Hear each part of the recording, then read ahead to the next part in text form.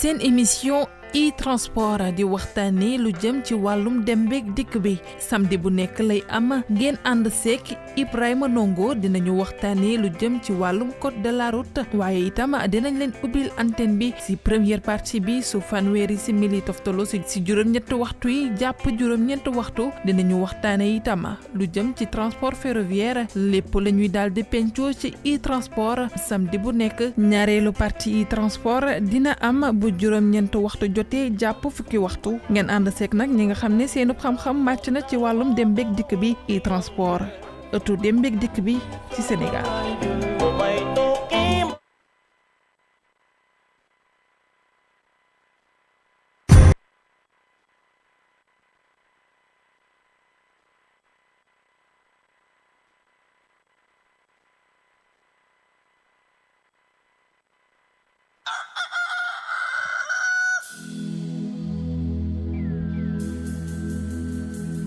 Iradio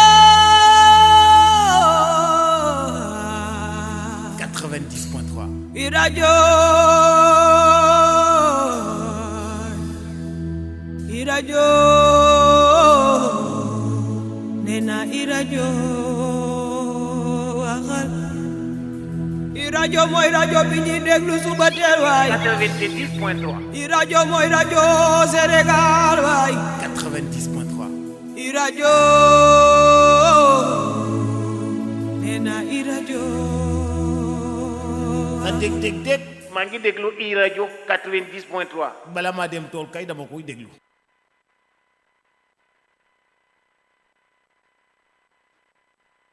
salaamaaleykum ñu ngi leen di nuyu suñu mbokki auditeurs yi ginnaaw bi ñu sant yàlla sant leen di leen gërëm ci seen taxawaay ak seen qualité dégg nga ñu ñëwaat fii tey ji incha allah fas yéene dégg nga waxtaan ak yéen ci li nga xamante ni ñoo ko bokk te mën ñu ko séddoo colonel Agbo nag dafa nekk koo xamante ni ñëpp a laajaat pour mu ñëwaat fii tey nag vraiment mu ñëw fii même avec des contraintes ak des kii ndax fi mu nekk ni ku fi nekk mag nekk borom kër yor ay sët et tout cela da nga sa njaboot yaatu wax dëgg yàlla say soxla bari na mais ci générosité ci yéwén da nga mu xam loo xamante ni lii di ñàkk seen bakkan ci tali bi dafa bari ba ëpp ba yéem ñëpp ba jaaxal ñëpp. dégg nga te ñu war ci am ay saafara te saafara yi mën na am solution yi am na mais ñan la ñu laaj solution yi léegi kon nag colonel Bagbo la ñu indaat tey jii première partie et deuxième partie incha allah comme ça mon colonel bisimilah gars yi moom ñoo imposé pour nga ñëwaat xam naa da ngay nekk léegi animateur finalement. jërëjëf Ibou mooy li ma la waxoon suñu émission bi passé rek man askan bee ma ñor. waaw dëgg la ñoom ñoo ma laaj. te li ñuy waxtaanee. dafa lu am solo surtout ci jamono ji nga xam ne. yaa ngi yëg ku ci nekk yaa ngi yëg actualité bi bu baax a baax li fi nekk ci accident bëri trop. donc c'est avec toujours plaisir moo tax may ñëw participer sa émission jàppale la ci liggéey bi parce que daanaka xeex bi ñun ñoo ko bokk. dëgg la waaw. am na déjà benn waay bu lay nuyu ne mais respect nee na ferme. mais maa ngi nuyu auditeurs yi yëpp yi nekk Sénégal. il est du service de FDS du ma wax fu mu féete mais il est de FDS. tout à fait il est en activité aussi. tout à fait maa ngi profité di nuyu auditeurs yëpp yu Sénégal ñi ñuy déglu ak ñi nekk ci diaspora bi yëpp. di leen di mastaw peuple sénégalais di leen jaal je pense que li ñu sol man ak yow tey wane nañu on est en deuil. waay lu ñuul nga sol lu ñuul laa sol c'est comme dañ ko déggoo te yàlla xam na ne gisantewuñu di masaw vraiment sénégalais yëpp di leen jaar di jaar seen famille parce que semaine bi ñu passé métti na trop li fi jóge ci bakken vraiment ñu ngi jàll Sénégal yëpp ak askan bi nekk ci biti di ñu déglu. mais mon colonel semaine bi ñuy wax naan c'est cyclique luy faral di am la wala si usra mais ci biir semaine bi am na lu ëpp 30 tués sur les routes dégg nga te dafa am catégorie oto bo yoo xamante ni ou bien de moyen moo que ça soit muy Jakarta impliqué na ci accident yu bëri dégg nga Cheikhou Charif itam wax nañ ko trop xam nga nag Cheikhou Charifu yow mooy lan finalement ak lu tax ñu tuddee ko parce que yaa may posé question man la xaw ma ko justement sànq bi damay dégg Cheikhou Charif li may njëkk a laaj mooy peut-être auditeurs yi dinañu tontu ci deuxième partie bi tur bi fan la jógee parce que gis nañu Kaar Ndiaga Ndiaye xam nañu histoire Kaar Ndiaga Ndiaye, j'en profite pour lui rendre hommage parce que lui au moins il a été un initiateur, un pionnier mun na ay Labat Fall transformer ay véhicules de transport de légumes en véhicules de transport de troupes. Vraiment ça on le lui reconnaît. Mais Cheikhou Charifou man su ma ko déggee dama bëgg a xam tur bi fan la jógee alors ñu tuddee ko parce que tey ñoom ñoo nekk au devant de l'actualité. Mais li fi am Ndongo man nee naa la waxoon naa ko sama émission bi passé mënu fee gëj tant que jëluñu ay mesures. mais jël nañ fi ay mesures 23 mesures 10 mesures ak ñu kenn xamul. mais mesures yi fu muy mujjee c'est le suivi xam nga moom la ñuy wax toujours le Sénégalais est souvent amnésique xaw ma nag ni ñuy waxee mooy maanaam kuy gaaw a fàtte. gis nga accident yi bu amee nii. ñu médiatiser ko ñëpp a koy wax. dëkk waxtaan moom la ñuy waxtaanee mais bu paasee rek paase na fàtte nañ ko gis nañ fii maa ngi rendre hommage à la mémoire des victimes du bateau Joola. Le bateau Joola c'est la même chose bi mu fi amee ñëpp toog lu nekk ñu wax ko on a pris des mesures on les a appliquées mais après gisoon nañu fi kaar yi en ce moment ñu doon tere taxaw ci biir kaar yi taxaw ci marchepied yi. tout ça là c'est des mesures yoo xam ne. jëloon nañ ko spontané mais après teguñu ci sax weer. on est revenu à nos anciennes habitudes. ba léegi noonu lay demee nag noonu lay demee ba léegi moo tax man vraiment bu accident amee. du ma bett dina ma métti lool mais du ma bett. waaw yaa ngi wax waxu Jakarta yi moom man vraiment su ma koy wax je le dis avec pincement de cœur mais xam naa ne sax boo demee seen ak moo ma dal parce que bugguma monopoliser. Émission bi ci li ma dal parce que. non c'est important parce que day mel ni man. non dañ ciy jàng damay manque de respect sax sénégalais. non xam nga lan la. parce que instant bi ma lay wax nii su ma la nee sama jabar sama soxna. mi ngi clinique. ci lan barki démb lañ ko opéré parce que Jakarta moo ko mbëkk. loolu lan la mais xam nga loolu man. sa soxna ci boppam. sama soxna ci boppam. actuellement Jakarta ko mbëkk mi ngi tëdd hôpital. barki démb la ko j'en profite pour vraiment adresser mes vifs remerciements au général Momar Sène parce que taxaw bi ma taxaw dafa jéggi dayoo bi ma ko waxee daf ma ne sa jabar indi ko fekk amoon nañu sax ñu ko boole noonu ba mu joxoon leen prix mais bi mu ko waxee mu ne ma booy indil ma sa jabar mais bi mu ñëwee balaa mu yegg si fekk na pare na ma dafa ñëw mu dugal ko bloc opéré ko mais loolu man su ma dalee. maa ngi sant yàlla. parce que passé nga ñëw fii di ci wax. ci loo xam ne koo xam ne dawal na ba gaare otom di traversé benn oto may ko mu jàll benn Jakarta jaar fa la ñëw fël ko et se retrouver ak fracture fémur ci jigéen. xam nga ne loolu métti na. su ma la waxee nag circuit bi mu jaar yëpp parce que bi ma ko jëlee yóbbu ko hôpital principal amul place. mais c'est ça le problème mooy y a tellement d'accidentés déglu ma médecin bi moo fekk de garde muy capitaine vraiment bu discipline bu am yar daf ma xëcc bu mu ñëw mu ne moo colonel ak respect bi ma la amee ñëwal mu woon la li fi nekk mu dugal ma service urgence nit ñaa ngi tëdd mu ne ma xoolal lal ci boobu amu ci sa jabar lu ko dal mënuma ko teg ci chaise mënuma ko teg ci suuf mënuma ko teg fenn kii li ko dal tëdd rek moo ko il faut ñu tëral ko ba pare awma fu ma ko tëral mais kooku xam nga nëbbu ma dara. non wax nga dëgg non. mu nekk fa mu léegi mën na ko jéemal kii ci saa si ma woote yenn hôpitaux yi yëpp a fees du ma leen lim daanaka parce que su ma fi nekkee di leen di kii mais boobu sama jabar mi ngi méttitul boo xam ne aw ma choix dama ne sapeur pompier yóbbu leen ko clinique sangam boobu woote naa si clinique ba ñu ne ma clinique bi am na place mooy clinique Bellevue fa lañ ko yóbbu mais bi ma yeggee foofu.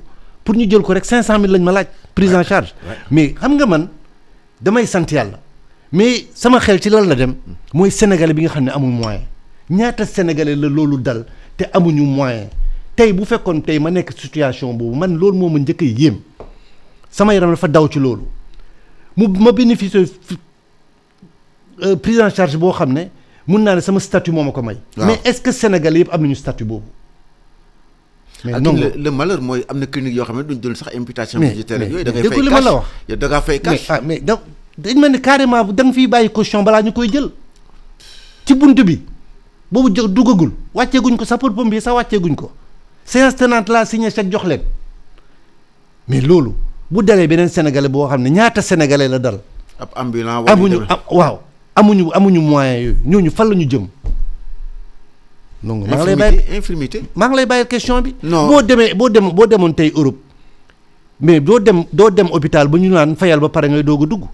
ñoom lu ñuy njëkk sa xalaat mooy sa bakkan la ñuy njëkk xalaat soobee ba pare li ci des ñu lijjanti ko mais fii dañ lay laaj xaalis na la fayal bala sinon duñ la jël bon ça se comprend mais nag loolu yow bu la dalee nga am moyen yoo ko faje da ngay sant yàlla mais xalaatal ñaata millions de sénégalais ñoo nekk situation boobu te amuñu moyen yooyu. mais vraiment c'est lamentable. c'est difficile parce que les conséquences. des accidents mais loolu moo fi nekk. les conséquences des malheureusement ñu ngi bàyyi Jakarta yi ñuy def lu leen neex man tey li ma dal xaw ma ñaata laa koy facturer est-ce que Jakarta boobu am na moyen pour rembourser ma loolu. même bu Jakarta buñ ko jaayee sax sama ñaari fanu soxna hôpital mënu koo fay. te boo demee amul këyit. amul dara mais loolu man sax talaguma ko parce que policier bi kii ñu ngi may woo naan ma ñëwal police ñu xool kii bi ñu xool procédure ñu continuer mais dama koo talul li ma gën a tal mooy fu mu ne nii sama bakkanu jabar mu génn ak jàmm.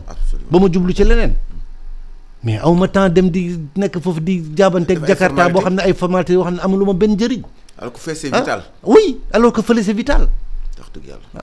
donc vraiment. mais ñoo ngi koy masawu bu baax a baax di ko ñaanal dégg nga prompt rétablissement parce que wax dëgg yàlla nag jóg di dawal sa oto gaare sa oto moom laay wax tout le temps tali bi man de ku ma may du ma jël ndax du ma ko wax lu la oto may Jakarta foqar ñi ko. jeex na daf koy nangu. moo fi ne maa je l'ai toujours dit. oui léegi nag ñu ngi xool situation boobu muy màgg rek na dem rek ba ñu xool fan la ñuy jëmee man dal na ma peut-être dañuy xaar mu dal benn.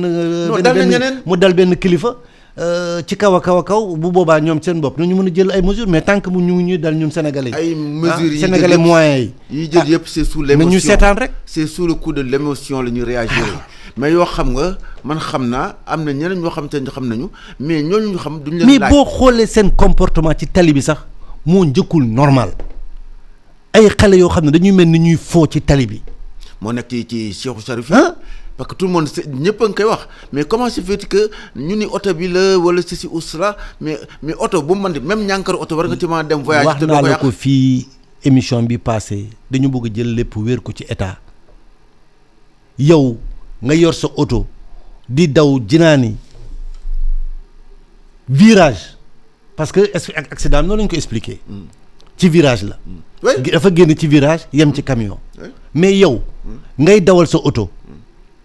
virage déjà c'est interdit de dépassement waroo ci dépasser quelles que soient les circonstances. même bu amulee panneau. mais c'est interdit loolu c'est les b.a.-ba du code de la route yow nga am sañ-sañ génn virage. en tant que professionnel yëpp ay doomu aadama ak yow. yoo xam ne ils ont été waaw ils sont sous ta responsabilité nga daw ba ñëw ci virage génn yem ci camion mais ban pexe ngay am ñaar moo fi nekk soit nga.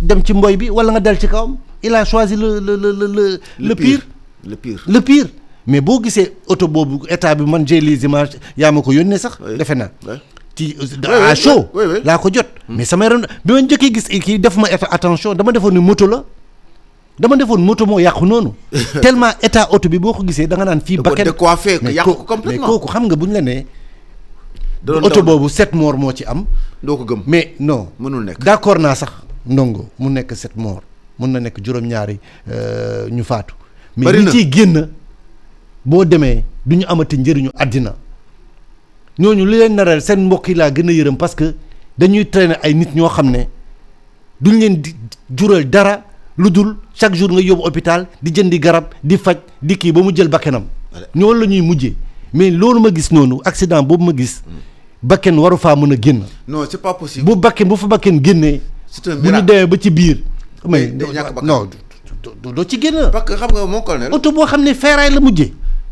kenn mënu ko dara. yàpp ak ferraille dafa mën a der ak ferraille dafa mën a ànd. mënul nekk. non ñoo xamante dëgg. mënul nekk d'accord naa ne mën na am ay blessés mais blessés yooyu bu ñu leen suivre nañu xool nañu dem fii ak 3 mois ñu jël ñu évaluer bilan bi wala fii ak 6 mois ñu évaluer bilan bi ba xam ndax ñi blessés yooyu ñu doon wax fa la ñu mujjee. Amady gaa yaa ngi laajte ndax serveur ba ngi doxam déet 88 628 74 84 88 628 74 84 pour ngeen dugg ci émission bi ngeen wax gars yi nga laajte de ñu ngi laajte waaw léegi mon colonel. oto bi ku gis ni mu yàqoo. man ci li ma dégg de man. INPETO ñeneen ma y a des corps yoo xamante ne mënuñu leen xàmmee. ah mais loolu war na laa jaaxal. parce que léegi fu nekk ni problème boobu lañu am il paraît à Banjul. mooy identification des corps. mais est-ce que gis nga mooy li xewoon ci bateau le Joola. gis nga carcasse oto bi Ndongo. c'est dommage kooku moom ba ñu mel ni ñun rek kon ñu may xool sax. mais loolu dafa mel ni ku lu autorail jaar. foofu bakken mënu faa war a mën a génn ba ñuy wax ay dañuy identifier corps rek dañuy identifier. bakken xam nga la mooy problème bi man bala maa joo jàpp ñu naan 7 ak kii mais déjà benn sax c'est trop. ah waaw mooy li ma la wax xam nga. mais dañoo dem ba néewal dee. fii mooy li ma la wax barki démb bu leen benn xaw ma kilifa doon wax bu ngeen dee seen yaay jur dafa mel ni loolu lay nirul. dañoo fonkul bakken doomu aadama Europe demal accident bu mel noonu am. ci saa si dañuy woote analyse accident bi wax lan moo tax mu am lu tax ci saa si on prend des mesures et tout le monde va l'appliquer ñëpp a koy appliquer. mais gisal ak mais ñun xoolal fii ak gannaaw suba fàtte nañ ko. mais pare nañ ci démb. lañ ci pare nañ ci. alors que dañ ko wax démb. oui gis nga ñaata accident am. oui te yëpp da nga même type de véhicule sont impliqués. maa ngi déglu au passage bon damay def tour média yi sax des fois di déglu les commentaires tout maa ngi déglu benn.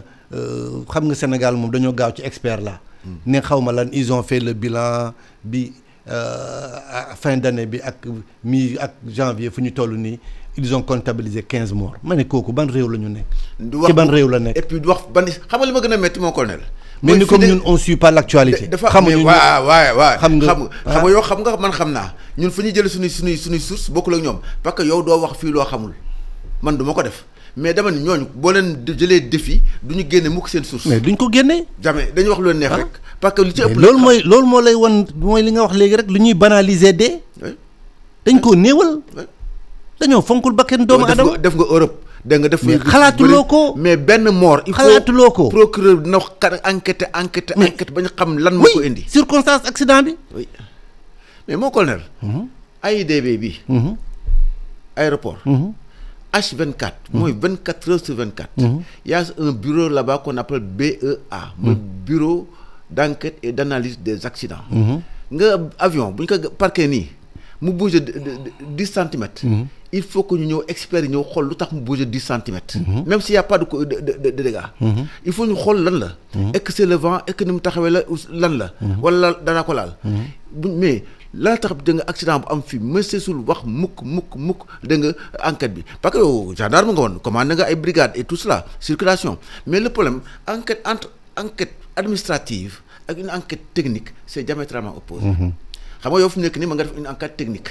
parce que da ngaa def technique automobile def conduite automobile def technique de conduite automobile def connaissance automobile di ko jàngale. waaw oto pare-choc avant ba ci arrière xam nga la fa nekk. waaw xam nga donc mais kii def enquête administrative. ne nga lu ko intéressé mooy lan kan mooy doon daw oto bi nom prénom dégg assurance tel propriétaire du véhicule temps da nga victime tel da nga les nombre de corps kii déposé à tel endroit da nga nombre de blessés yóbbu à tel endroit mais généralement auditionné chauffeur bi mu ne ko woy dama doon daw benn xaj à traversé ma dégg na loolu la foofu lay yem mais du xool ba xam est-ce que oto bii da nga ci circonstance yi mu nekkoon ak chauffeur bi mais li ñu waroon njëkk a def mooy oto ñaari oto yi ne ci Farafenni man je crois que la première chose li mu waroon njëkk a def mooy xool emploi du temps des dernières 24 heures des deux conducteurs. waaw mais xam nga Ndongo. ba lan lañ doon def. fan lañu fanaan. xam nga yow xam nga lépp parce que tu as été formé bu ma juumul defe naa Batra nga génne.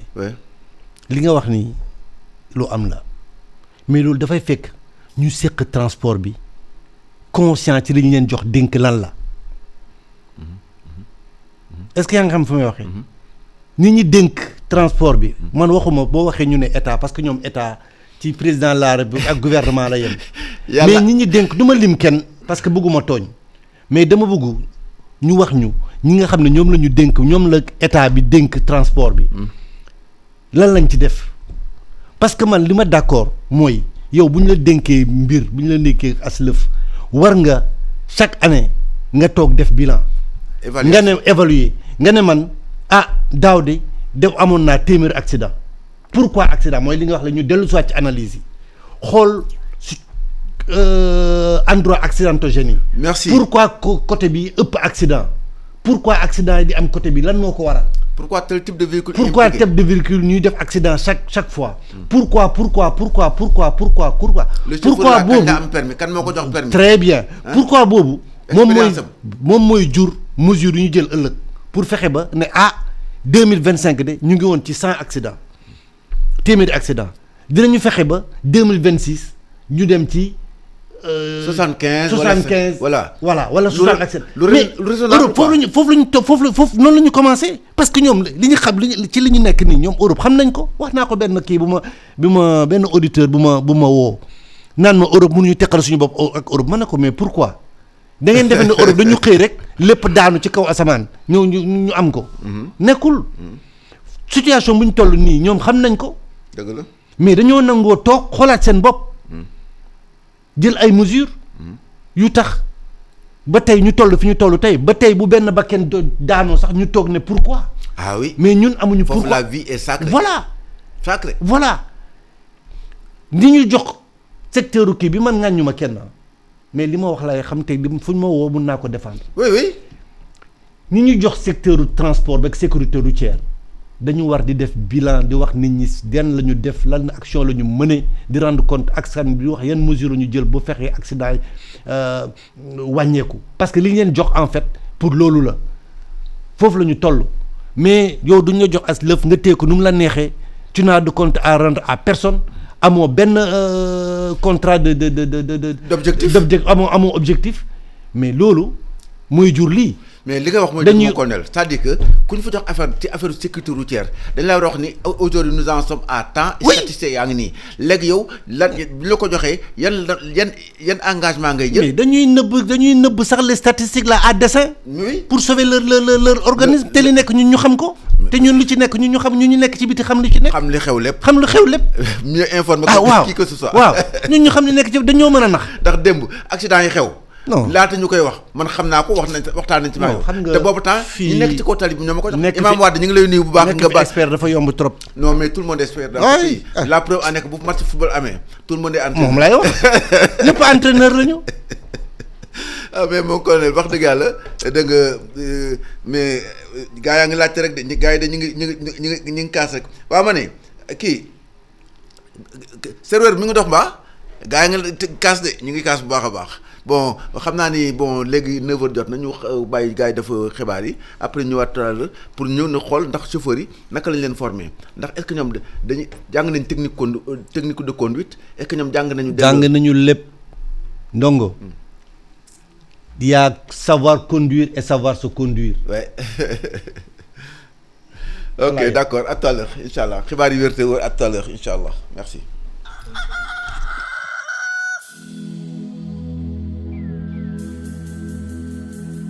Iradio 90.3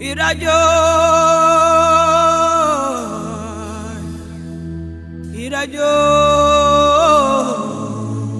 Nena Iradio waxal Iradio mooy rajo bi ñuy déglu suba teel waay 90.3 Iradio mooy rajo Sénégal waay 90.3 Iradio Nena Iradio na dég maa ngi déglu iRadio 90.3 bala maa dem tool kay dama koy déglu. Il est 9h sur iRadio et bienvenue dans ce bulletin d'information présenté par Catherine Sigando, mise en onde par Amadissi. De la pluie hors saison a été enregistrée dans plusieurs localités du pays depuis mardi, un phénomène habituel en cette période de l'année, mais marqué cette fois-ci par des orages accompagnés de grêle. Et selon les services météorologiques, cette situation devrait se dissiper à partir d'aujourd'hui. Les explications, c'est avec l'ingénieur prévisionniste Alanassim Tidjane Kamara. Nous avons également vu les quelques jours passés, donc a été cette fois-ci accompagné de pluie, donc de la pluie qui a été notée un peu partout sur le pays, commençant dès le mardi mais s'accompagnant également lors de la soirée du mercredi d'orage et même de la grêle, s'explique par ce phénomène donc de descente d'air froid que l'on peut appeler communément dans notre jargon, pour rencontrer donc cet air chaud continental qui a été sur les latitudes donc africaines. Donc cette situation, dans son sens, n'est pas vraiment extraordinaire, on va dire. Donc de la pluie peut être naturellement enregistrée au cours de cette période. On parle de pluie hors saison, juste après l'hivernage, c'est ce qui se produit souvent. Le caractère, disons, particulier de cette situation qu'on a noté, c'est les orages, d'une part, mais aussi la grêle qu'on a eu à enregistrer un peu partout dans plusieurs localités. Donc il faut savoir que ces deux phénomènes ne sont pas vraiment des phénomènes normaux, si on peut se permettre, à cette période de l'année, pour dire un caractère qui est quand même assez particulier pour ce qui a été enregistré. Kédougou a abrité durant 12 jours des concertations sur l'acte 4 de la décentralisation. À cette occasion, le ministre de l'Urbanisme, des collectivités territoriales et de l'aménagement des territoires, Moussa Bala Fofana, s'est exprimé au micro d'Ibrahima Kaloga. Après 18 mois, pris le temps de faire un travail de concertation qui va nous permettre de sortir les points essentiels et spécifiques de réforme qui doit pouvoir mettre la décentralisation sénégalaise à un niveau qui peut même dépasser les autres nations africaines et être cité parmi les pays où la décentralisation est à un niveau d'évolution profonde et sérieuse. C'était ça notre ambition. Quand son Excellence le Président de la République et le Premier ministre nous ont donné cette mission de nous lancer vers l'acte 4, il était important pour nous d'identifier les points de réforme essentiels. C'est la raison pour laquelle nous avons stabilisé avec les fêtières, avec l'administration, avec tous les acteurs, 15 points essentiels. Je ne pourrais pas citer ici, mais je peux citer les plus importants. Une fiscalité pour les municipalités, une fonction publique locale, un organigramme qui va permettre aux citoyens qui viennent dans une municipalité d'avoir de l'offre de services, des services techniques pour pouvoir gérer les questions liées aux équipements, à l'aménagement, à l'urbanisme, le cadre de la question des incohérences territoriales. Une municipalité se doit d'être viable, une viabilité à la fois technique et une viabilité aussi acceptée sur le plan social. Et c'est la fin de ce bulletin d'information. Merci de votre écoute. Très bonne journée à tous et restez à l'écoute pour la suite de nos programmes. D'ici là, portez-vous bien. Djato, le lion de l'Afrique, Doley Gaïndé. Doley Gaïndé et le lion va encore rugir. Djato le lion d'Afrique day may góor doole gu dul jeex doole goo xam ne doole gaynde lay doon doole gu bare ba noppi it Djato moom mën ci ndoxu siti mën ci ballonnement digestion de la ciy jàppale bu baax a baax ba noppi dolli la kattan wooteel gaaw ci numéro bi ñu livré la foo ne ci réew mi 77 511 56 45 wala 76 192 92 92 wala 78 775 22 07. Djato 100% doole góor 100% wérgu yaram 0 effet secondaire 100% bio lépp ci gàncax gi la jógee mën nga woo suñu représentant yi 77 418 27 60 wala 77 766 41 61 Djato doole góor.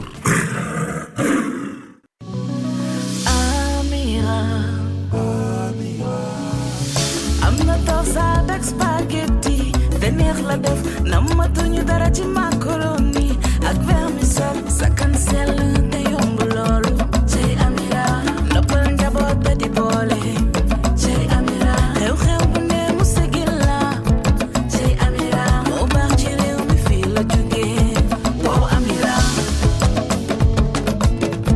cey Amira moom moo ñu doy cey Amira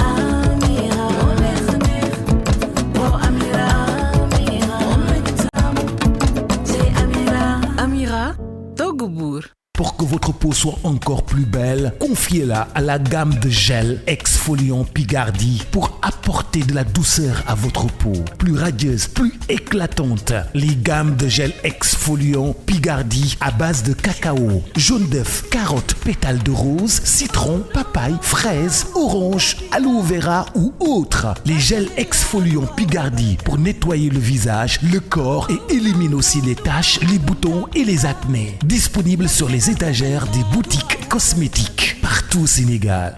dund leen Coupe d'Afrique des Nations 2025 bi ak Comfort Travel Tour Service lu ko dalee 21 décembre ba 18 janvier 2026. Une expérience de voyage raffinée vous attend à Tanger. Découvrez nos offres sur mesure pour vous envoler là où bat le cœur du football. Hébergement, expérience VIP, tout est pensé pour vous faire vibrer. Dund leen lu ngeen mësul dund ci Coupe d'Afrique des Nations bi ca Tanger ñu defal leen hébergement bu mucc ayib, expérience yoo xam ne mësul leen ko dund. Chaque match sera un souvenir inoubliable. Am nañu ñetti pack VIP 1 433 360, am nañu pack amélioré 884 288, am nañu pack standard à 591 712. Package bu nekk dafa àndandook transfert hôtel, aéroport ville hôte, hôtel aéroport, hôtel stade hôtel, hébergement bu confortable 9 nuitées avec petit déjeuner, séjour dans des hôtels 3, 4 ou 5 étoiles ou en résidence selon votre choix. Accès au match 3 tickets catégorie 2 pour 3 matchs de la phase de groupe. Assistance locale, support et accompagnement durant tout votre séjour à Tanger. Comfort Travel Tour Service daf leen di indil aussi ay résidence yi nii la tëddee. Suñu appartement pour 3 personnes 590 400, pour 2 personnes 524 000, pour single 461 168. Faites vos réservations pour qu'on fasse de vos rêves une réalité. Contactez vite Comfort Travel Tour Service au 78 166 83 83 78 166 83 83. Même via WhatsApp numéro bi moo lay yóbbu nga dem cette année Coupe d'Afrique des Nations wala nga dugg ci www.comforttraveltour.com. Nombre de places limitées. Comfort Travel Tour Service. Voyager devient un plaisir. Pour un Sénégal maître de sa santé, le secteur privé se mobilise. Du 22 au 24 janvier 2026 se tiendra le premier congrès de la médecine privée au Sénégal, organisé par le syndicat des médecins privés du Sénégal, SIMEPS, à l'hôtel King Fahd Palace. Placé sous le thème « La souveraineté sanitaire, stratégie et modèle pour le secteur privé médical », cette rencontre réunira médecins, décideurs,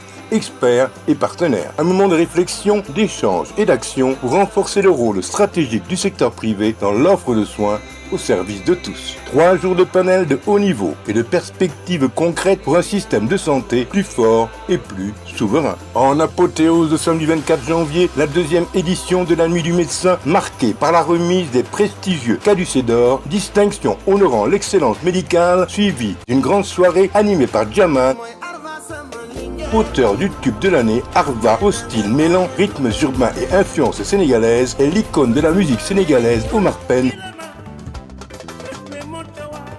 dont la musique inspirante et rythmée transcende toutes les générations. Rendez-vous du 22 au 24 janvier 2026 à l'hôtel King Fahd Palace pour le premier congrès de médecine privée. Pour toute information et inscription, contactez-nous au 78 376 67 71 ou au 77 636 01 32. La médecine privée engagée pour la souveraineté sanitaire du Sénégal. L'École nationale de la statistique et de l'analyse économique Pierre Ndiaye, ENSAE, annonce l'ouverture officielle des concours d'entrée 2026 pour le recrutement d'ingénieurs statisticiens économistes, option mathématiques et économie, d'ingénieurs statisticiens économistes cycle long, formation en 5 ans après le bac, d'analystes statisticiens, AS, formation en 3 ans après le bac. Les inscriptions ont lieu du 24 novembre 2025 au 30 janvier 2026 à l'ENSAE de Dakar, immeuble ANSD, Rocade Fann Bel-Air et en région dans les services régionaux de la statistique et de la démographie. Pour plus d'informations, consultez le site web de l'ENSAE www.ensae.sn.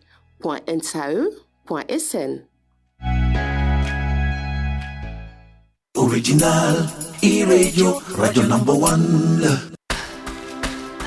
La radio est une imagination. La vôtre. Bienvenue sur e-radio. 90.3.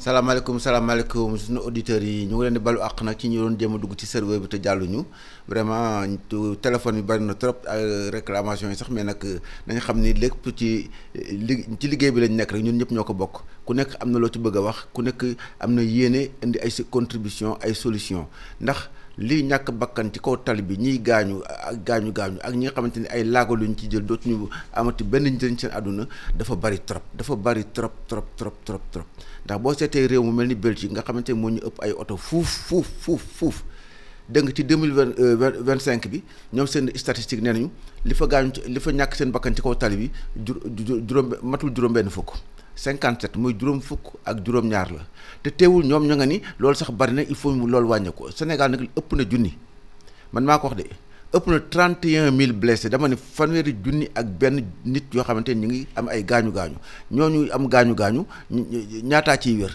ñaataa ci ñàkkat seen bakkan ndax dañu koy analyser ñu naan la phase pré-hospitalière la phase hospitalière et la phase post-hospitalière li nga xamante ni mooy urgence bi pompier bu jëlee nit dégg nga indi ko à l'hôpital ñaar moo am mooy kii dafa ñàkk bakkanam ñu yóbbu ko directement à la morgue kii dafa am blessure grave ou non ñu foog ko yóbbu ko ci urgence bi ñu jël ko en charge mais ki nga xamante ni dafa am blessure grave 5 minutes après bu ñàkkee bakkanam pompier du ko comptabiliser ci kiyam ci comptam yi du ko ci compta moo tax il faut ñu xam ni li fi mbir mi am na àgg na foo xamante ni dafa jéggi dayoo yàlla xam ne ku ciy wax ku déglu colonel ni muy waxee da nga xam ne xol bi jeex na mu ñëw fii samedi passé daf da nga benn émission ak ñun jóge fi samedi dimanche lundi mardi mercredi da nga soxnaam nekk victime ci li nga xamante ni moom la doon wax fii mooy lan oto boo ci nekkee boo taxawee ak tali ci wetu tali bi ak sa tànk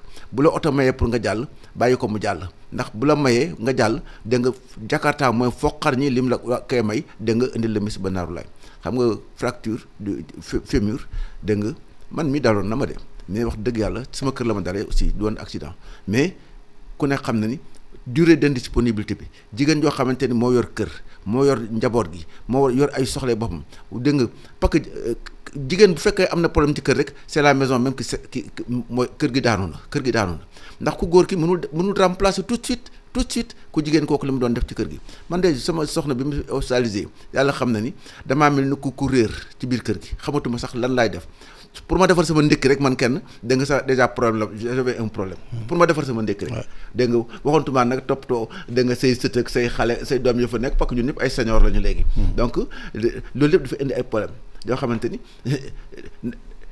jafe-jafe rek la sur le plan social et sur tous les plans dégg nga te loolu moo nekk ci kër yëpp parce que OMS nee na mooy organisation mondiale de la santé mu ni les familles des victimes basculent immédiatement dans la pauvreté dans 85% des cas ndax fii xam nañ li gën a garaaw colonel yaa ngi ko doon wax sànq nit ki bu fekkee dafa ñàkk bakkanam ci accident kan moo ñàkk bakkanam mooy nit ñu productif mooy ñiy liggéey ñi indi ci kër gi ndax ñi am 80 ans 90 ans duggatuñu oto dematuñu dugg parce que sont pas productifs nekkuñu dans l'économie nekkuñu dans le business nekkuñu dans les activités champêtres mais ñan la entre 20 et 35 ans nga xamante ni foofu mooy la jeunesse sénégalaise mooy l'espoir du Sénégal dégg nga mais nit ki bu génnee àdduna yaa ngi koy wax sànq dégg nga problème bi njëkk a jiitu mooy lan naka la ñuy defee dëj bi ndax il faut dëj Sénégal xam nga ku ne xam na ni moo gën a seer sax ngénte moo gën a seer sax ngénte yaa ngi koy wax dégg nga te ngénte bànneex la mais dëj bi dañu obligé dem di lebi pour mën a def dëj bi donc mon colonel encore vraiment ñu ngi lay masawu di masawu soxna si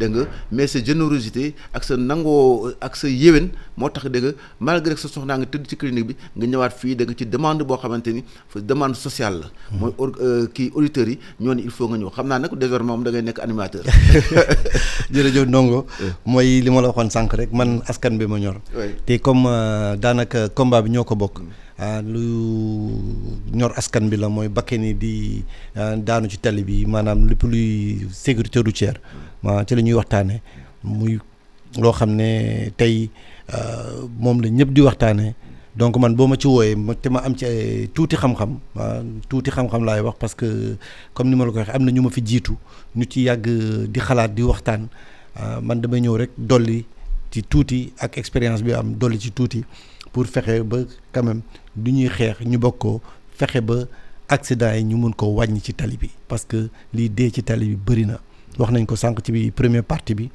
gis nañu semaine bi accident yi ñu génn ak oto yi ñuy tudde Cheikh Chérif boobu ba léegi tontu woo ma ci tur bi fan la jóge loolu xam naa ne il faut que aussi nga gëstu ko ba ñu xam parce que xam nañ fi Ndiaga Ndiaye xam nañ fi Lobat Fall ak yooyu yëpp mais Cheikh Chérif moom war nañu xam lu tax ñu jox leen ko parce que xam dégg nañu war gaynde am na benn waa yu ko bu ñu demee bay tuddee oto war gaynde c'est parce que problème am na mais loolu yëpp dañ ko war a waxtaanee fexe ba accident yi wàññeeku ci tali bi parce que comme ni nga ko waxee léegi malheureusement bu accident amee dañuy xool rek ki dee wax nga financement bu ñuy def pour jaale ko mais kooku ki gaañu benn perte la ci dëkk bi parce que boo ko xoolee li ci ëpp boo xoolee tranche d'âge bi décédé ay xale la xale yoo xam ne mën nañu sax nekk ëllëg président de la république ñooñu la ñuy perte nga jóge ci loolu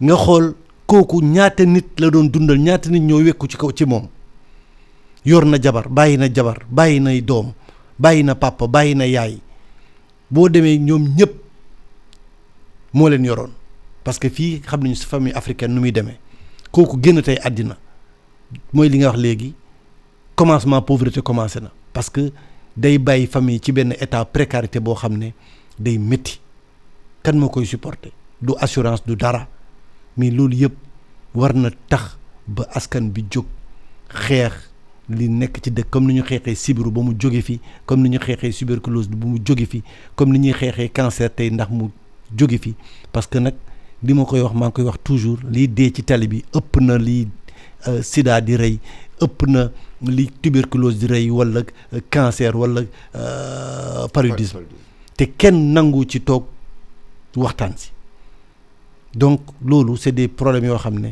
tey war nañ ci mën a kii moo tax man bien vrai que am naa lu ma métti mais askan bi ma ko jaral fàtte naa ko sax parce que li may xeex moo ma ñor muy sécurité routière loolu moo tax foo ma woo nee naa la nangu naa la wuyu si bu dee 2 heures du matin la 3 heures dinaa ñëw inchallah bien évidemment jaar naa fi semaine passée moom moo waral tey ma dellu si parce que ñu bëri jot naa ay coup de fil fu ne ci àddina bi nit ñi woon nañ ma ñu bëri nee nañu naa ñëw souvent di participer ci émission bi moo tax ma ñëw di apporter sama contribution di la jàppale ci xeex bi ngay def te commencé woo ko tey dinañu fexe am na ñu bëri ñu mu waxtaanal ñoo xam ne dinañu fexe ba créer benn collectif. ñu toog c'est clair waxtaan.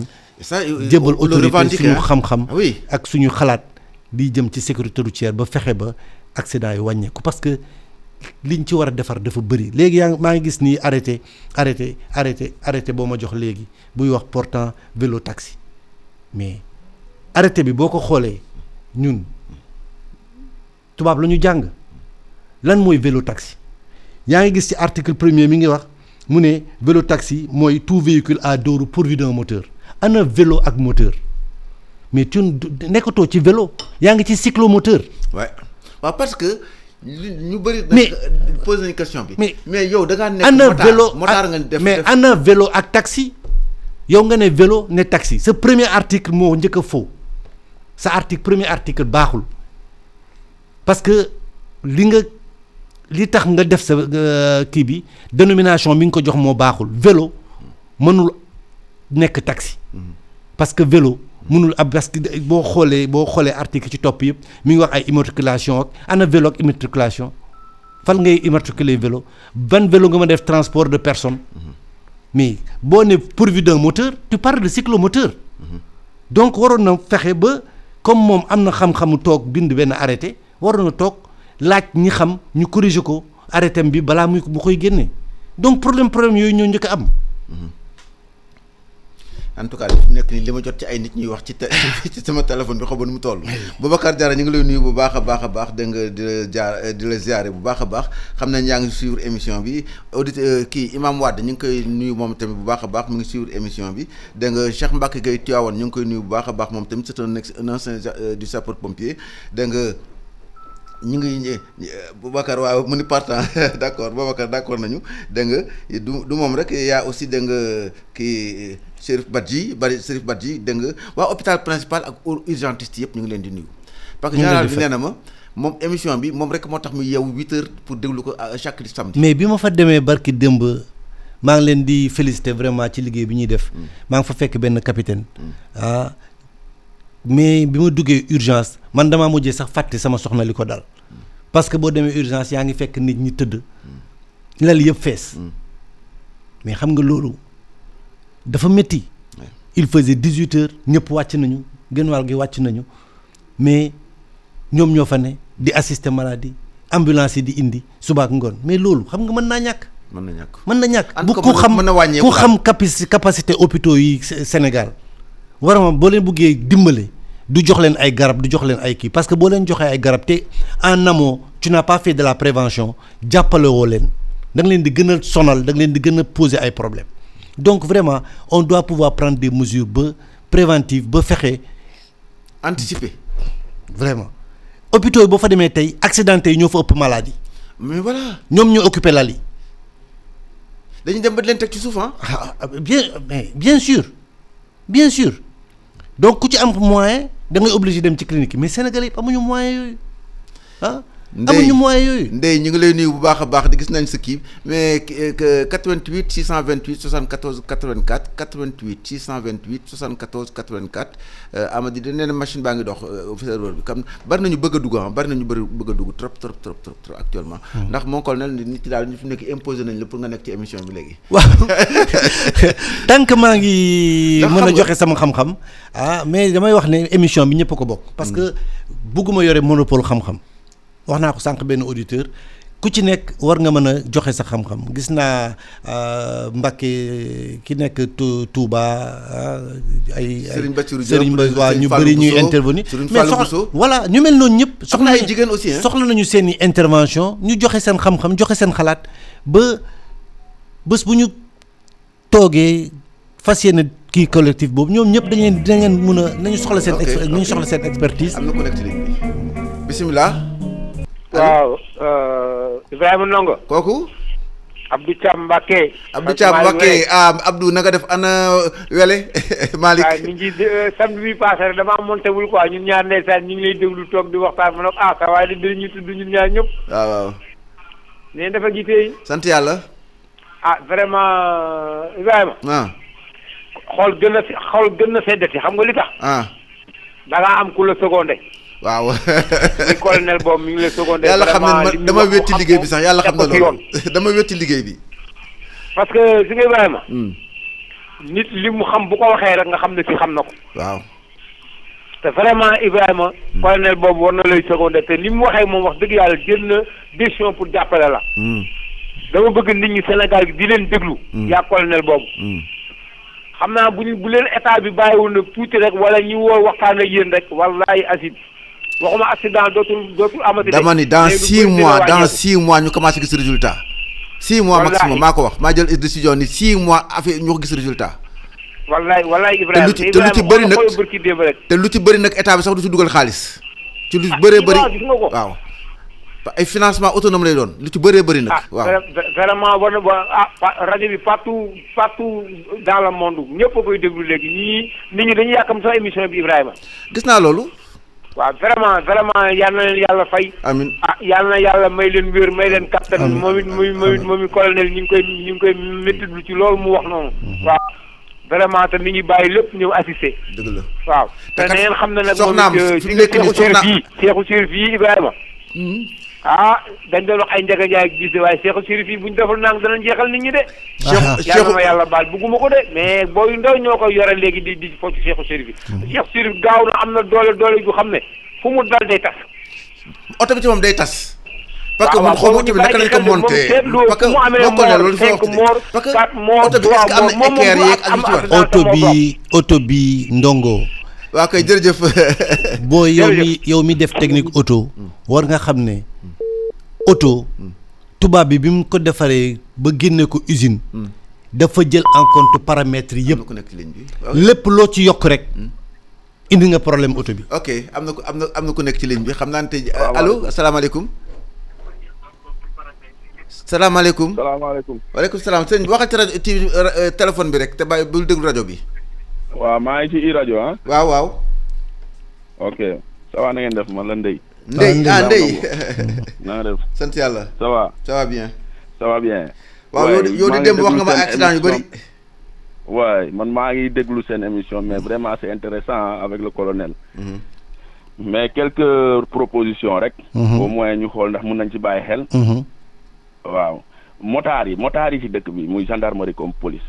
man je trouve que état bi war na xoolaat nu mu améliorer seen affaire yi bëri seen déplacement yi ñu bañ a nekk di fixé wu parce mooy li nga doon que wax. si yenn dëkk yi. mais si yenn dëkk yi. man def naa dëkk yu bëri comme yéen. gis nga dëkk yi doo mës a gis motard buy freiné taxaw benn place. taxaw mais li nga wax nekk toujours à deux sur la moto. mais li nga wax téere la man wax naa ko émission bi passé xanaa kon dégluwoo ma. nee naa leen man bon xam nga sécurité routière ma ne comme démb bi ma la koy wax. dak terminal ma may léegi ba ma jox la point yi rapidement. donc encore beneen. y a des véhicules agricoles. man dama leen romb tout le temps si tali bi route nationale ñuy daw. c'est pas normal fu ñu arrêté véhicule agricole te am nañ seen permis. c'est le permis F. te musuma gis benn alkaati contrôlé pour xool na am nañ permis parce que ni ñuy dawalee noonu gëw ma ne am nañ permis. benn ngi noonu. Donc dépassement yi si virage yi kooku moom c'est très très fréquent démb rek man signalé naa si ñaari oto. il faut que dawalkat itam ñu xam ne nit ñi ñu ngi leen di surveiller ñu ngi leen di xool. ñu ngi leen di xool ñu ngi leen di surveiller. donc c'est peut-être gars yi ñooy tolérer je sais pas qu'est-ce qu'il y a mais man moom maa ngi signalé. waaw parce que souvent su ma gisee si tali bi man dañ may mooy mbëkk chaque fois bu ñu toléré rek mu jur musiba. dañ may mooy mbëkk chaque fois mais damay arrêté oto bi si boppam. camion yi bus yi ak kii. boo ko defu ñu jël sa bakkan. beneen bu ci am encore. comme accident yi dafa bëri si xaw ma Cheikhou Chérif la xaw ma bus yi. te bi ma si gis démb rek bu nekk fële wetu Sandiara sama kanam gis naa ko. woo naa la. waaw donc yaa ngi gis loolu boobu noonu waa ji nee na ma xaw ma lan huile xaw ma huile la wax xaw ma gasoil moo kii ñu kër amatu ñoom maîtrise bon bref ma ne la mais il faut que attention même bu dul dara sax ñoom oto yi ñu yoroon dafa cher Cheikhou Chérif yi c'est minimum 20 millions. venant yi. nga yàq oto jàmbur yàq nga rey ay nit. c'est grave. donc foo ñu commencé leen peser.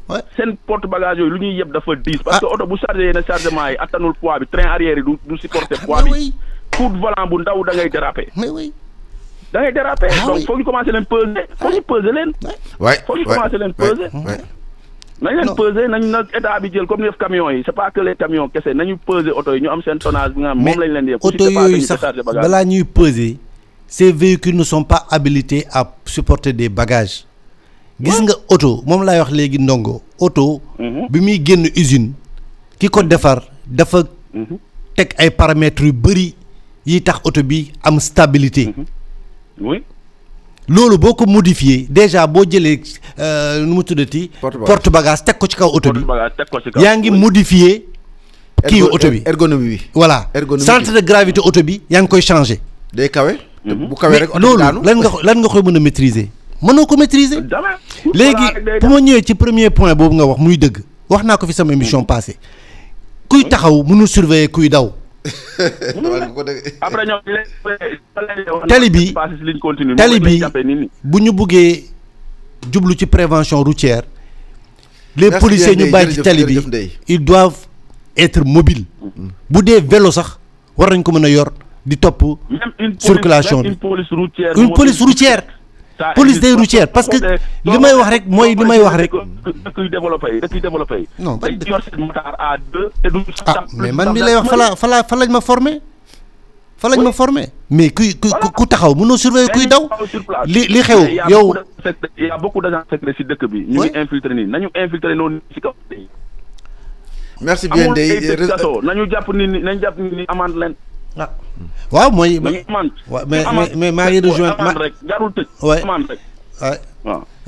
merci bien Ndeye réseau bi dafa xaw am problème tuuti. maa ngi Babacar Diop ñu ngi koy nuyu. maa ngi profité tontu ko ci lu mu wax te loolu maa ngi ci féliciter le ministre de l'Intérieur parce que am na courage wax ko ne l'indiscipline doit financer le pays demee noonu la wax mais ministre des transports war na ko mën a def l'indiscipline sur la route là war na mën a financer le transport. ah oui. mën na financer le transport. am na kilifa bu nekk fii de Lamine Fall. waaw kilifa la nag du ma wax tamit fu mu nekk ak yooyu. mais nee na kontaan na trop mais nag résultat nee na li ngeen di wax tamit dégg nga am na responsabilité administration parce que ni nga ko waxee léegi ci arrêté vélo taxi bi dégg nga yooyu yëpp da nga dafa nekk ay problème mais kii kilifa la bu nekk ci en activité ci affaire yi. mais bu xam lu xew nag. waaw mais xam nga duñu wax. mais ay kàngam ñoo nekk fii ndongo. man li ma yor ci xam-xam lu néew la par rapport ak ñi ma seeq. ku nekk ci ligne bi fekk naa fi ay senior. sa téléphone yàqu na tey sa émission yàqu na bisimilah am na ku nekk ci ligne bi waaw kooku dem na malheureusement dem na. ay kàgga ma fi ne. jox naa la ay tur ñoo xam ne ñoo ma jiitu ñu ngi fii expérience neen la ñu yore mais fii Sénégal bu ñu la dénkee benn responsabilité nga def sa bopp expert ban école mooy ban école mooy former ay expert.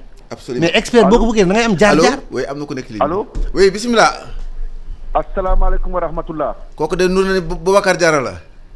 respect et considération jëme ko si yéen ñaar ñooñu toog foofu. merci jox naa lépp colonel bi. merci Diarra. mon colonel je suis très fier de toi. merci Diarra. mon colonel je suis très content de toi. merci Diarra. mon colonel yaa ngi liggéeyal Sénégal ci sa xam-xam. mon colonel maa ngi lay ñaanal gudd fan ak wér gu yaram jëme ko si yow ak si sa njaboot. jërëjëf. émission yi. njiiti réew mi ak gouvernement bi wala ñu leen toogal dañ la war a bàyyi xel émission bi parce que émission Sénégal la. dëgg la. képp kuy toog di waxtaan ak sa xalaat di jënd sa crédit di dugg di joyanti ngir circulation Sénégal bi yaa ngi dimbale état mais yaa ngi dimbale askan bi y a beaucoup d'accidents. dëgg la. y a trop. yéen colonel yi yéen ñuy jàngal ci école yi ne au cimetière les non prioritaires sont plus nombreux que cimetières que les prioritaires. parce que lu tax léegi chauffeur si dañuy dawal ci précipitation. ñëpp yàkkamti. te précipitation man gisuma fu ñu ko bindee ci code de la route.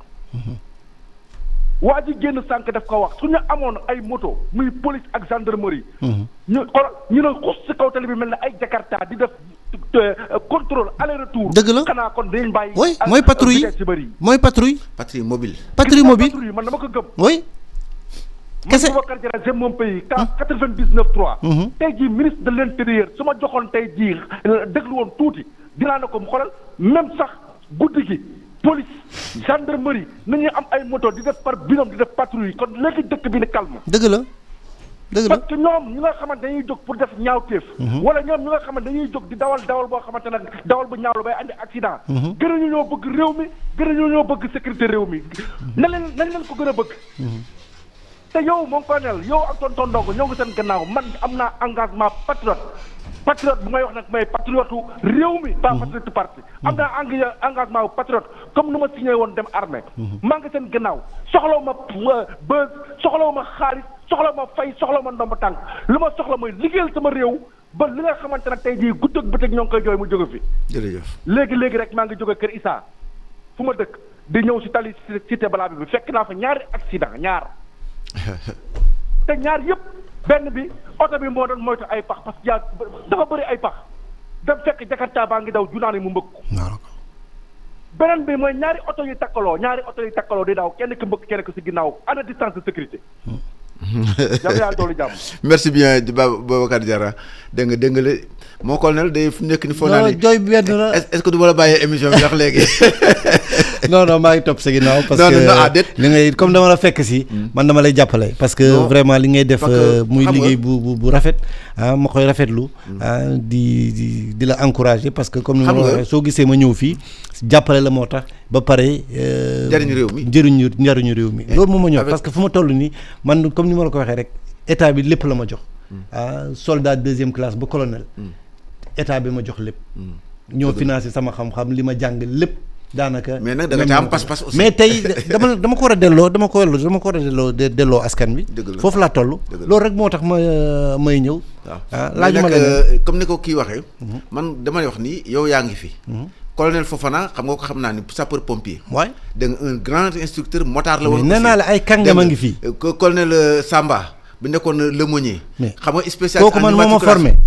ci loo xam laa jaar. kii xam na ay général Mansour Niang kii xam na secourisme kii xam na dégg nga immatriculation et numérotation et nomenclature yow spécialiste nga en surveillance routière. pour dire la vérité rek ba pare nekk technicien automobile yéen ñeenti ñii ak ku mel ni Youssoupha Diop nga xamante ni day dem ba Canada di fa liggéey. ma ne ñu rek ngay wax bekkaay mais ay ancien ngi fii ay ñoom Dédé Mathieu mi ngi fii. ñu ngi fii ay ñoom Grand Zatour. ñooñu ñu ngi fii lii daañu ci taxaw ñooñu lan la ñu waxul ci sécurité routière lan la ñu liggéeyul ci prévention routière kenn da leen déglu. Boubacar Ndiaye yànne ndeysaan yal na ko yàlla yërëm wax na ci ba jóge àdduna. mais tey la accident yi gën a bari mi ngi noonu. tey la gën a bari. oui c'est-à-dire que c'est voué à l'échec. du xam-xam moo fi manqué niñ ko dénk new ma amuñu xam-xam mais ñooñu dañu war a am bilan vis-à-vis askan bi.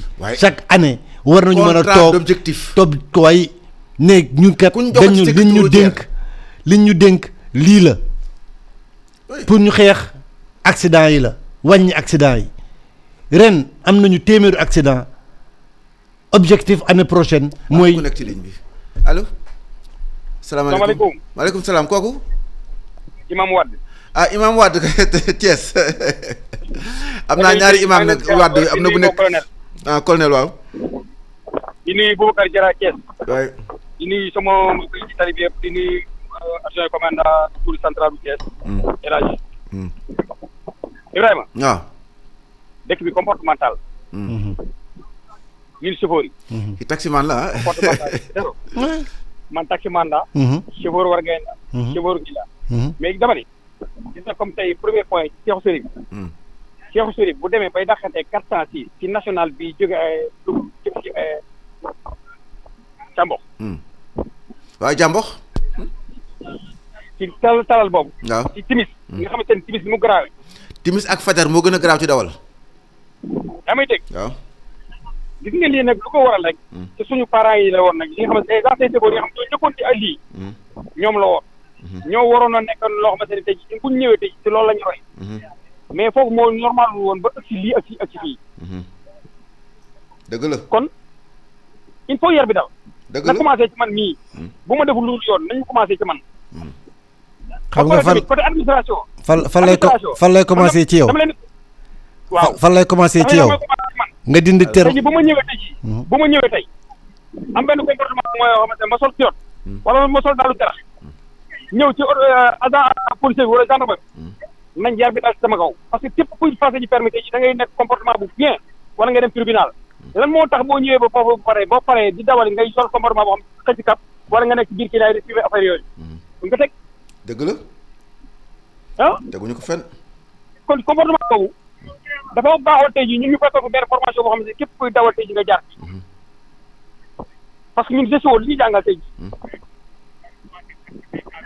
man dama ko appliqué fii mais gis nga ko appliqué tey bi wala ko rek ci station bi tey war nañ leen 70 à 90 wala ñu la fii à 30 à l'heure mais fii bëri booy xam bu la ko xool xamuñu ko waaw parce que loolu colonel mu doon wax vitesse excès de vitesse ak vitesse excessive les charretiers tali bu xat ñu def face à face ak yow ngay moytu les jakarta man ñëw tamit loolu man problème kañ la ñuy réglé wuñu jërëjëf dama nekk ci yoon nag moo tax jërëjëf allo Ibrahima waaw merci beaucoup jërëjf Imam Wade di nuyu sama benn copain Mor nag waaw ndax Mor dafa ma jooy benn affaire boo xam ne ma naa ko Ibrahima Ndongo bu ñu dafa jógee Louga yëpp nag ñu bourlé montage ñu jàpp ko bi ñu koy jàppee waxuñoo moom 8 heures ba 22 heures nag bi mu yoroon 400 000 nag bi dafa mujj dee xamul fu mu koy fay affaire yooyu te ki koy jàpp nu mu loo xam moom affaire yooyu nañu yërëmaatee ñu jiitu nañ jiitu ñu ko rey topp seen ginnaaw xam naa ni colonel na ci wax léegi parce que infraction bokkul ak délit bu ñu la jàpp ci infraction ki la jàpp ci infraction dafa notifier la ko wax la lan nga def loolu mooy dëgg merci bien jërëjëf ok mon colonel waa jërëjëf maa ngi nuyu au passage Wade mais man lu ma nangul sax dégg lu ma bëggul dégg mooy war gaynde xam nga gaynde ku koy war kooku kenn ëpp la fit man doo war gaynde am na ku nekkaat ci ligne bi sa émission de tey jii mooy Alaaji Ibrahima Ndongo bisimilah kooku waaw kii de sa soppe boo xamul la te bokk maanaam soppe na na yow bokk grand mooy Boy Diaw wax nga dëgg ca Gassama Babacar Gassama ok d'accord ok waaw maa ngi lay nuyu ñu ngi lay delloo nuyu bu baax nag bon danaa ci woote tout le temps waaw mais sa émission bi toujours dañ ma koy wax waaye j'ai pas eu l'occasion di ci dugg waaw tey nag moom ñu woo ma ne ma il faut nga dem barkeelu ca Ibrahima Ndongo ci problème accident bi waaw di nuyu sa invité boobu colonel Agbo xam nga colonel Agbo colonel bu gendarmerie bu retraité colonel mais respect je suis au garde-vous repos waaw mais Ibrahima oto yi defuñu dara oto yi dawalum nit ñi ñoo leen di dawal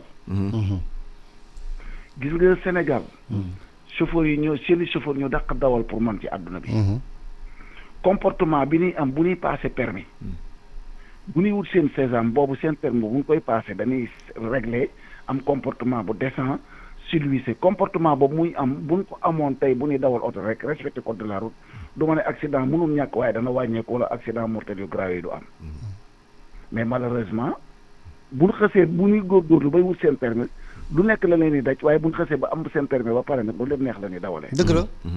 waaw oto yi moom amuñu benn problème. benn problème amuñu ko dañ leen di dawal kenn dawuloo ne yaa ngi sa oto maa ngi sama oto bu ñàkkul ne kapri mi ngi oto mais ak ñeneen ñu yor ñooñu ñu dawalee xam nga ay war gaynde ay Cheikh Chérif amul benn problème oto bu bees la Toyota bokk na ci yi gën a gaaw gën a am doole. boo ci am wàccee bu 0 kilomètre am chauffeur boo xamante ne rek lagul dawal ko di ko dawalee nu ko neexee respecté code de la route tasanteeg beneen bus boo xamante ne ko koy dawal mel noonu c'est la même chose. xam nga Sénégal dama dégg léegi capitaine il a parlé de la sécurité routière. bul fàtte ne 2021 accident yi dimbali dana créé benn agence ñu tuddee ko ANASER. la politique nationale de l'ANASER c'était de lutter contre la sécurité routière. soo seetloon Ibrahima Ndong demoon nan ba ANASER amee demoon nan ba on avait assisté à une réduction des accidents. ci lañ décerné Sénégal le prix Kofi Annan. waaw mais depuis waaw. te ñi ci liggéeyoon. muy ñoom Cheikh Omar Gueye ña fa nekkoon ak ñeneen ñu mel noonu ak ñoom wal jooju Ndiaye. nekkatuñ fi on a changé de régime. tey prix boobu ñooñu ko liggéey kii fi nekk tey yore ñu dénk ko fi kii ANASER moom moo recevoir prix boobu. mais depuis loolu dama lay laaj yow Ibrahima Ndong transport ñi ñu ci dénk da nga cee xam dara. est-ce que toi tu connais le ministre. est-ce que tu connais le directeur des transports est-ce que tu connais le directeur de l'ANASER. accident bu mel nii nan la mën a amee ci réew mi. te yow dégguloo benn autorité bu ca wax te il devait se déplacer aller s'enquérir de la situation. d'habitude bu luy masaan am c'est le directeur des transports moo daan déplacé ànd ak le directeur de l'ANASER ñu dem ci milieu yi xool lan mooy problème bi s'enquérir de la situation faire face à la population sénégalaise le directeur des transports ci titre yi ba xam oto bi am na ay kayit wala amul ay kayit ki koy dawal am na permis wala amul ay permis le directeur de l'ANASER wax ci les causes de l'accident est-ce que ki doon dawal comme ni nga ko waxee dafa doublé ci virage wala ba xam dafa drogué wu. wala ba xam excès de vitesse. très important mais déggoo ci kenn. mooy li nga wax sànq rek analyse bi ñu war a def ci accident bi. mais déggoo est-ce que Ibrahima xam nga ne bus bi amul visite technique. bus bi amul ko woon. loolu maa ko wax barki démb laa ko wax RFM ñu bëri waaw autorité yu mel ne capitaine ñooñu dima ci yoo bus bi 6 fois lañ ko dàq. 6 fois 5 fois dàq nañ ko jam ñaajo 5 fois dàq ko benn yoon fii centre contrôle technique mooy bi ñu tëjee jam ñaajo ñëwaat na foofu di fa passé le 25 novembre ñu dàq ko ñu ubbi waat jam ñaajo mu delluwaat fa le 26 décembre passé ko ñu dàq ko xam nga lu ko dàqee. li nga wax de lu leer la ay date nga joxe. lu leer nga wax lu leer li ma wax kenn du ko dindi. xam nga loolu lu nga ko dàqee. si freinage système de freinage côté droit ak lu éclairage mooy lumière. ak vitre teinte yi mu taf ci. yooyu yëpp ay insécurité routière la. te yooyu moom loolu freinage d'abord kooku moom dañu war a arrêté oto bi sax day waratul daw. voilà léegi nag li ma jaaxal mooy oto bi fan la jaar di daw ba indi problème boobu fan la doon romb booba léegi muy dox di daw parce que là défaut de visite technique xam nga mise en fourrière la. waaw kon bus boobu mu toogoon man naa du dem ba daje Cheikh Chérif ba def fa collision ba ni on dénombre 12 à 18 morts. mooy proposition bi. man maa déggaat. le directeur de l'ANASER ku ñu dénk ANASER nga war a lutter contre la sécurité routière te RTS. mooy taxaw ne kuy dawal mën ngaa utiliser téléphone par Bluetooth wala war a par haut-parleur. te loolu code de la route da koy aaye. c'est dangereux. déggaat naa encore le directeur de l'ANASER mu def émission ak congaan ne booy dawal mën nga dépasser plus de 120 130 alors que limitation de vitesse 110 la. waa léegi ñooñu ci catégorie oto d'ailleurs du oto yëpp de. waaw du oto mais non limitation sax dafa mënu romb 110 fii mu ak oto bu mënti doon. mënul nekk la vitesse réglementaire sur l'autoroute sax à péage c'est 110 limité à 110. waaw mais bu dee camion man lu leer laa la wax mu ngi ni ci arrêté ci code de la route bi bu dama ni cette place taxi amul transport en commun buy daw bu ñu autorisé plus de 90 à l'heure mais amul. non 90 et puis 70 gi nga bu fekkee dafa ëpp 15 places. 70 lañ la bridé mais xam nga fi li gars yi comprendre mooy autoroute 110 lañ wax mais autoroute boo amee ñaari oto bii nekk taxi bii nekk particulier ñoom ñaar ñëpp bi nekk particulier mën a daw 110 su fekkente ni conditions yi mayee na ko parce que loolu aussi. xam nga loolu wax nañ ci sànq. bu ñu def national yi ak autoroute comme ni nga waxee Ibrahima. waaw. waaye doo ko dépassé mais gis na lëf aussi soo koy dénk transport dafa bokk ci moteur de l'économie d'un pays. colonel wax na ko boo koy dénk da ngay dénk mooy pilier central d'ailleurs. pied central da nga koy dénk ñoo xamante ni ñoo mën a doxal transport moo mën a li gën a wax arrêté bi mais transport bi dañ ko réglementé yàlla transport hippomobile bi sax dañ ko réglementé.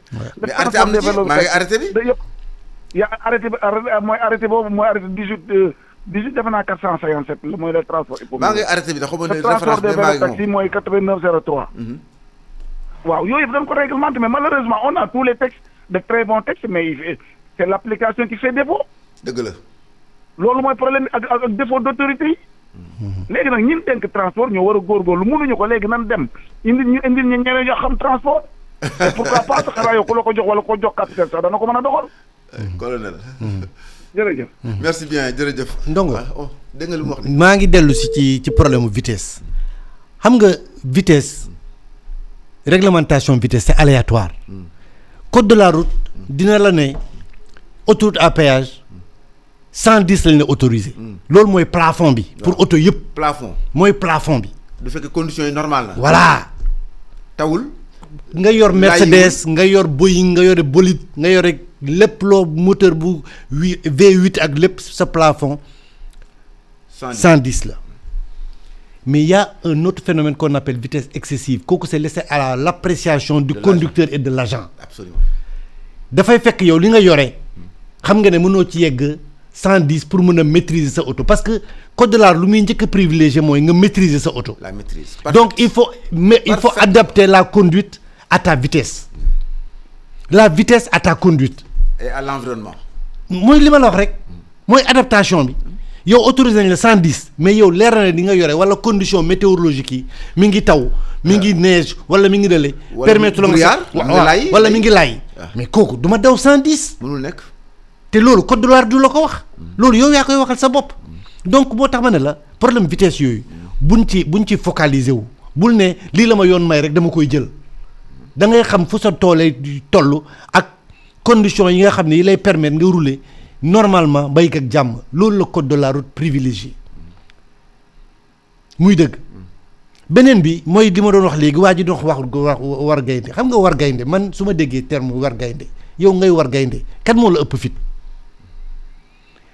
déjà psychologiquement terme bi rek ay genre guerrier la ñuy teg ci tali bi parce que yow boo demee ba naan damay war gaynde c'est parce que kenn ëpp la fit mais kooku nga jox ko oto mu jël ay nit yëpp ko nga yëpp gaynde nga nekk xaw ma lan nga nekk war gaynde dafa mel ni nga yëg ci gaynde boot ay nit nga yëg ak moom ci gaynde bi ñooñu est-ce que ñooñu yëpp bokkuñu xaru mais psychologiquement y a des termes yoo xam ne ci code de ci transport sax waruñu ko utiliser man loolu laa d'accordul ay termes war gaynde da ngay gis xale yi ñu ci bëri seen comportement am na benn kii bu ko wax léegi auditeur bu ko wax léegi yow yaa ngi transport da ngay normal man dama la jox benn exemple dal na ma bi ma nekkee commandant escadron motocycliste topp naa benn borom benn oto mu brûlé feu RTS gisuma boobu maa ngi sama moto ma seere ko bi ma ko soree il a commis l'erreur de me donner un permis européen ma ne ko mais yow li nga def nii est-ce que Europe xalaat nga ko def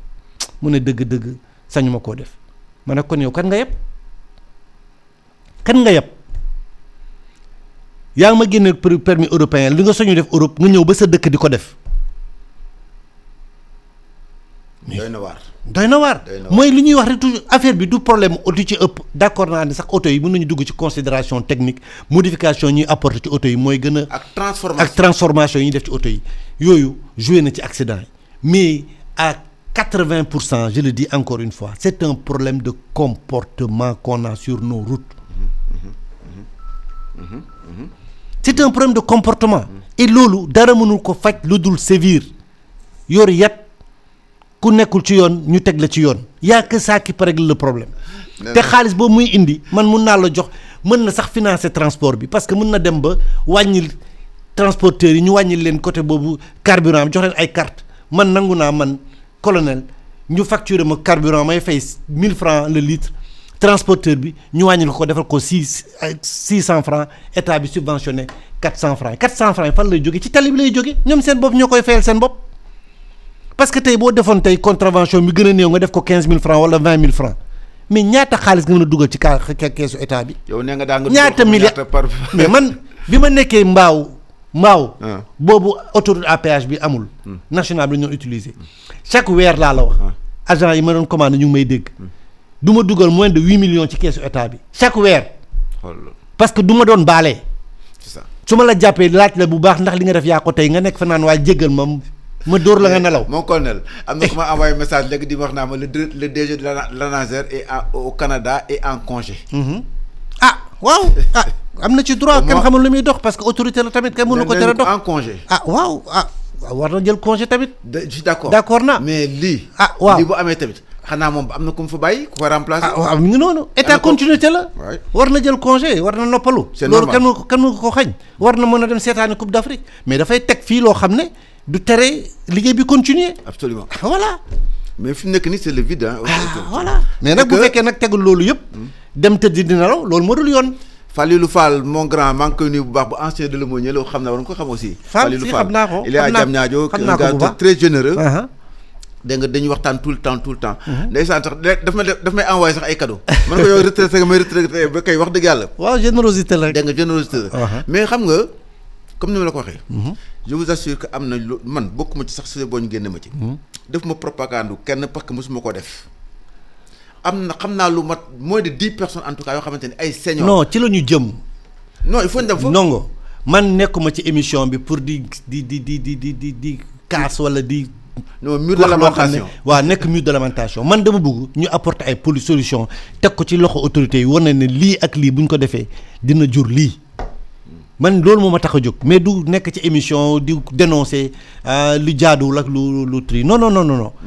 parce que boo waxee mbir ne lii jaaduwul war nga mën a teg leneen foofu loolu tax may woo askan bi ñi nga xam ne sécurité routière ñor na leen am nañ ci xam-xam ñu toog waxtaan jël paramètres yëpp ci commencement bi ba fin bi lan mooy feebar bi lan moo tax ñu toll fii tey ci accident yi ñu waxtaan ci tënk ko génne ay solutions yoo xam ne dina aider kii bi sànq maa ngi la koy wax par exemple tey yaa ngi doon wax dañu war a arrêter gare routière j'ai dit non les gares routières normalement devaient jouer le premier rôle de prévention tey ASP. allo. oui bismillah. salaamaaleykum. maaleykum. bu baax gi na ngeen def. kooku kan la. Baar Ndiaye Sonatel. Sonatel ah oui d'accord bu Saint-Louis.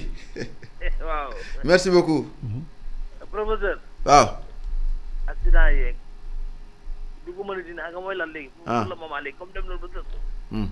dañu delloo si les colonels. les capitaines. retraités. jox leen transport. loolu laa gis léegi man. dëgg la. dem nañu ba tës mu ne état dem na ba tës bu dul ci affaire yi dara.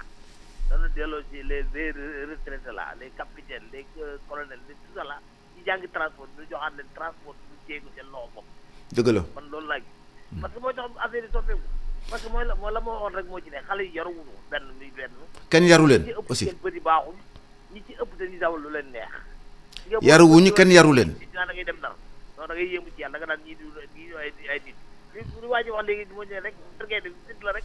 oui moo tax fit ay troisième position ay war gaynde lan mooy war gaynde oui le terme rek pose problème.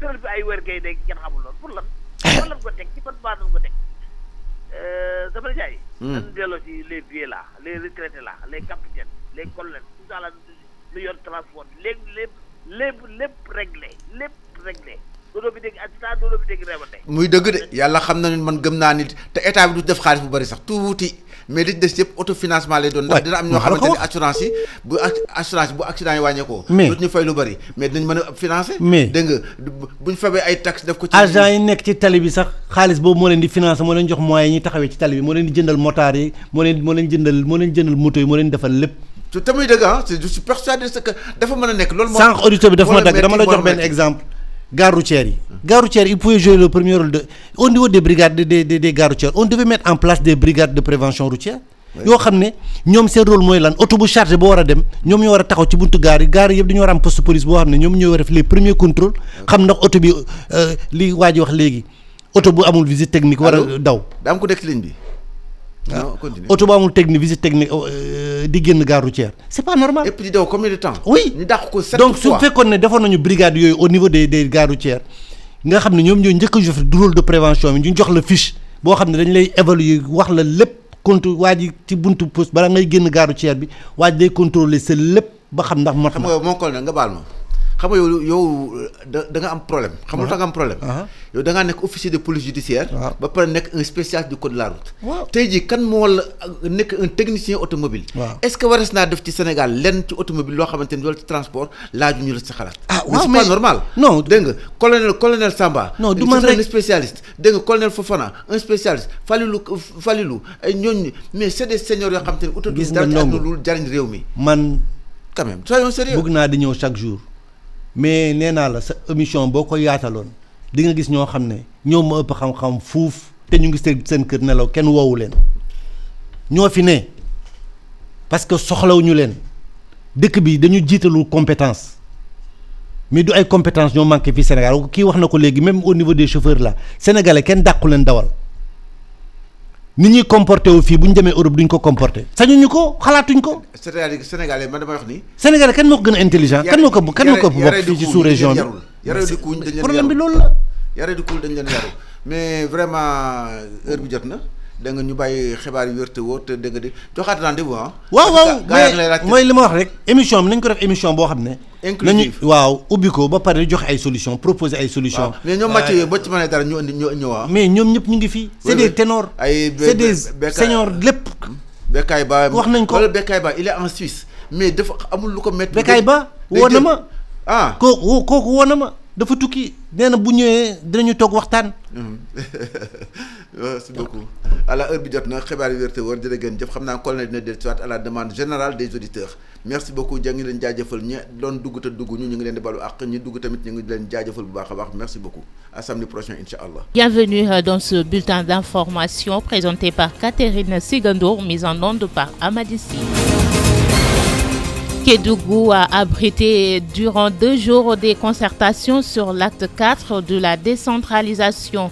À cette occasion, le ministre de l'Urbanisme, des collectivités territoriales et de l'aménagement des territoires, Moussa Bal Fofana, s'est exprimé au micro d'Ibrahima Kaloga. Après 18 mois, pris le temps de faire un travail de concertation qui va nous permettre de sortir les points essentiels et spécifiques de réforme qui doit pouvoir mettre la décentralisation sénégalaise à un niveau qui peut même dépasser les autres nations africaines et être cité parmi les pays où la décentralisation est à un niveau d'évolution profonde et sérieux. C'était ça notre ambition. Quand son Excellence le Président de la République et le Premier ministre nous ont donné cette mission de nous lancer vers l'acte 4, il était important pour nous d'identifier les points de réforme essentiels. C'est la raison pour laquelle nous avons stabilisé avec les fêtières, avec l'administration, avec tous les